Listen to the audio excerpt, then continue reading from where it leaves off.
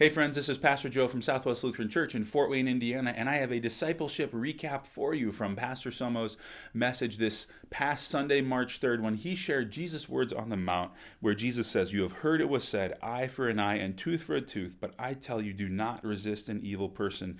If anyone slaps you on the right cheek, turn to them the other cheek also." And of course, this phrase has gotten into our culture so deeply. We have this sense, right? Turn the other cheek, to not return evil for evil, but to return good when someone acts against you. And I love how Pastor Somo connected these words of Jesus with another story that he has seen or heard recently. He connected to the movie Hacksaw Ridge, which tells a story of Desmond Doss, who was a conscientious objector in the American military.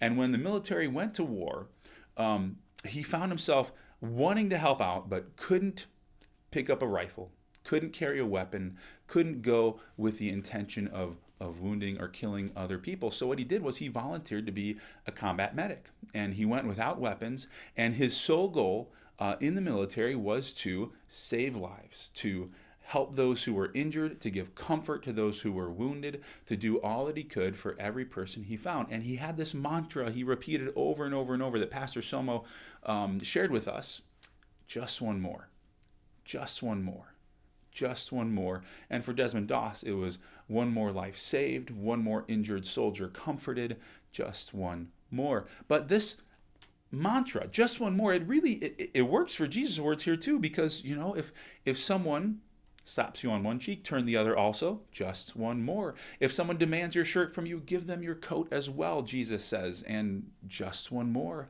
If someone demands that you go with them 1 mile, go with them too, just one more. Jesus says, give to the one who asks you, and do not turn away from the one who wants to borrow from you. So this is a hard word of Jesus, because he says, don't resist an evil person. And naturally, we're gonna see to our own good, self-preservation, taking care of ourselves, and Jesus' words here, they aren't meant to say passively accept whatever abuse comes your way. That is not what Jesus is telling us to do here. But he is saying when someone is wicked, when someone demands of you unjustly, don't return evil for evil. Don't return wickedness for wickedness. Don't return more injustice to the one who has done injustice to you. Don't get even. Rather, just like Desmond Doss, by the way, great picture. When someone does wrong, you are meant to be active as a Christian, as a follower of Jesus Christ, and you are meant to return to them servant love. That's what Jesus is teaching us, is that when someone is wicked, the only way to respond to them is with servant love. Because after all, people who are wicked are doing that for a reason. They have some need.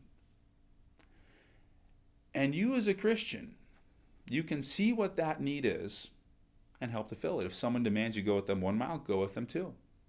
If someone demands your shirt, give them a cloak as well, right? These are hard words from Jesus, I gotta say. But we always have to let Jesus be Jesus. We can't try to explain this sort of stuff away. It's the power of servant love that will overcome wickedness. Now, like I said, it doesn't mean we passively accept any abuse that comes towards us. I don't think that's what Jesus is teaching. It doesn't mean we don't see to our own safety and care, right? I don't think that's what Jesus is saying.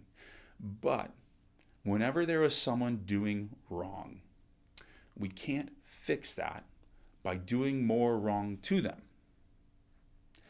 We can only address that situation as Christians through servant love. And that's going to look different in every situation. Someone who steals out of need probably needs to be cared for, given the basics, the necessities. Someone who is, lashing out emotionally probably has something going on that again, they need to be cared for. And if we trust Jesus to take care of us, then the power of servant love really can transform human relationships. That's what we got to believe.